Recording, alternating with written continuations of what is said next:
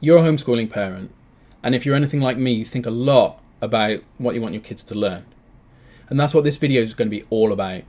We're going to talk about 3 tips for how to think about a homeschooling syllabus.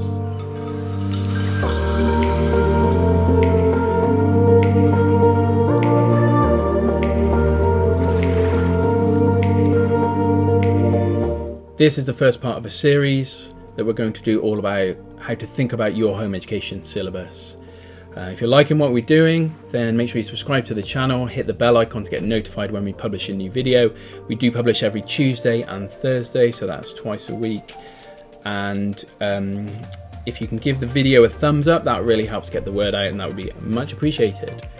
Okay, so if you've got any suggestions or any feedback, then leave a comment below. And other than that, let's get started.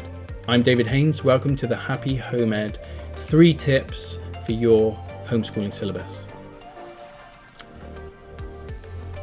The difficult thing when you start homeschooling, or if you haven't been going for too long, is what do you teach? What do you teach? What do you want your children to learn? And this is very much, we encountered this. So when we started homeschooling in our family, we thought, right, we're going to get some workbooks. We were traditionally educated, so we knew what the traditional education system looked like, where you do handwriting practice and you do sums practice and you write it all out longhand and you do all those things and you do worksheets, and it's kind of, you're drilling over and over and over the same things, like you write A on the dotted page. So when we first started homeschooling, that is the approach we took with our oldest child, Ethan, and so we tried to get him to sit down and work through workbooks, and it was a total dismal failure. He didn't want to do it. He would rather play. He thought it was boring. He could already do some of it because he had been to school and we took him out, so he was like a bit bored, or he said, this feels like school, this looks like school. So we just couldn't get him to sit down and, okay, Ethan, for the next hour, for the next half an hour, you're going to work through this workbook. It was just a nightmare, an absolute nightmare to get that to happen.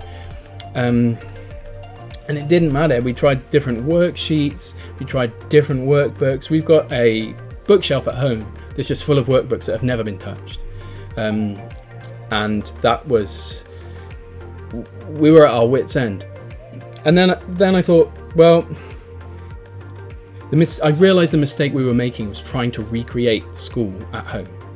And although we do sometimes call it homeschooling, I want you to try and think of a paradigm shift, is that you're not trying to recreate a classroom environment at home. You're not trying to make school at home. Because if you do try and do that, you're just going to end up with a worse version of school. And school is not something we want to emulate anyway, because as we home educate, we can take advantage of all the things that school is unable to do. So with that paradigm in mind, you're not trying to recreate school. What we did is rethought what we actually want to do. So and I'm going to talk about the 3 things, the 3 fundamental things to think about when you're thinking about a home ed syllabus. And we applied these with Ethan, and it completely changed the game. He went from being reluctant to do anything and bored and feeling like it was being forced upon him and we were getting nowhere with it, to being enthusiastic, a happy learner, and he just came on leaps and bounds, and we couldn't be happier. He's doing things like algebra at the age of 7, and writing stories and all things like this. We were really, really happy with the result. So the 3 tips, the 3 things to think about, 3 principles are this. Principle number 1. When you think about the foundation of learning, what is that? It's language. Right? It's language. How we communicate ideas is through language. So I want to talk about the most important principle being the foundation. Right?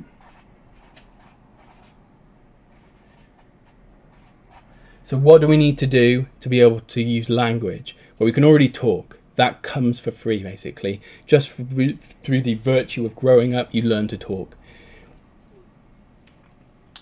So what comes after that? Well, reading. Reading is essential, right? As well as writing.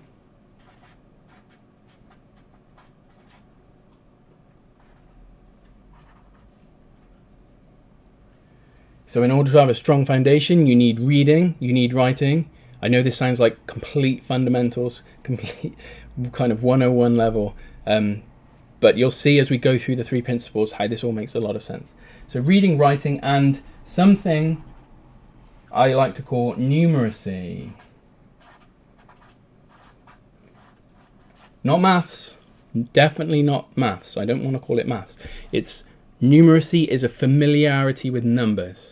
So it's being able to read numbers, recognize them, and manipulate them. So add them together, subtract them, have a general appreciation for principles like square numbers, square roots, some times tables, so 2 4s or 8, things like this. So familiarity with numbers and number operations. If you think about it in terms of a literacy of numbers, that's a good way to think about numeracy. It's not maths though. Maths is something very different, and maths that you're taught at school, that's not what we think of as maths as home educators. So stay tuned for more on that one. So this is the foundation, right? Once you've got these, you have unlocked the whole history of human knowledge. You can read anything about anything, and you can write about anything. You can calculate things. You can figure stuff out. Okay, so this is such a key foundation to have these basic skills, and these are skills, right? They're things that you practice over and over and over until you get better. Reading, writing, and numeracy. Okay, this first video is going to be very high level, and then in the subsequent videos we're going to drill down into each of these 3 areas, each of these 3 principles, and cover them in detail. So how do we do reading? Okay, we're going to cover that in step-by-step detail. But for now, it's just high level. So moving on to part 2. Once you've got foundation, the next thing to think about in terms of a syllabus is how to help your children to master the skill of learning itself. Okay, some people call this mastery. Some people call this meta-learning. It is a skill that can be learned, and the earlier in life you learn it, the more beneficial, because the more you're going to be able to learn. So I'm going to call this mastery. So factor number 2, principle number 2 to think about mastery. Right, so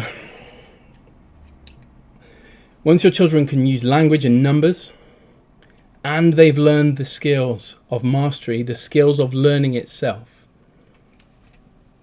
So just to give you a few examples, these are things like how to do spaced repetition. So spaced repetition is when you learn something, and then you learn it again the next day, and then you learn it 2 days after that. And this has been proven to be the best way for memories to be laid down in our brains. Spaced repetition. That's one example of a skill that is incorporated in the grander umbrella of mastery itself. How to make notes, how to do mind mapping, how to speed read, how to read a book and summarize the points. All things, how to identify gaps in your knowledge. These are all examples of this meta-learning skill that I like to call mastery. Okay, so that's number 2.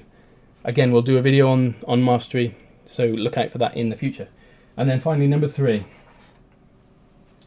The final principle is your role as the home educator, as the kind of parent in charge. And you might have one child, you might have several. The principle is the same. And that is that your role is to be essentially a coach. All right? So what do we mean by that? This is a very different role to a teacher. A teacher stands at the front and information comes out, and hopefully some of it goes in and stays into the children's brains. That's not the same as a coach. A coach quite often isn't as good at something that they're coaching as the person they are coaching. So a swimming coach is not going to be as good a swimmer as the person they are coaching, but they will know what to do to get the best out of that person. That's what a coach does, right? Another way to think about this, also kind of a dual thing, is a coach slash cheerleader.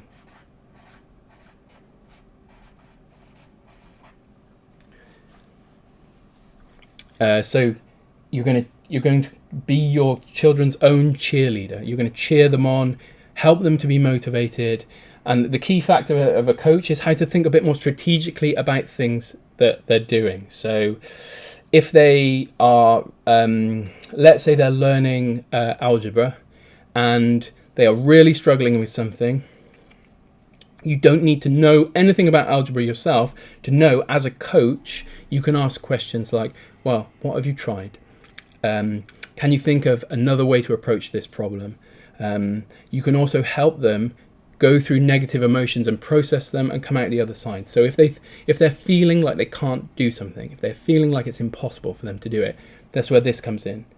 Your role as a coach is to help them overcome that negative emotion, that futility that they can't do it, because they can do it.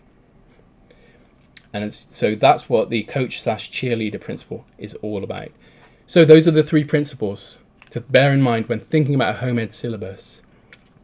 It's very different to just here's a list of subjects, here's a list of things that they need to learn. These are all mindset shifts. So the first mindset shift is we're focusing on the most fundamental skills. Without these, then everything else is, if these are weak, let's say, then everything else suffers.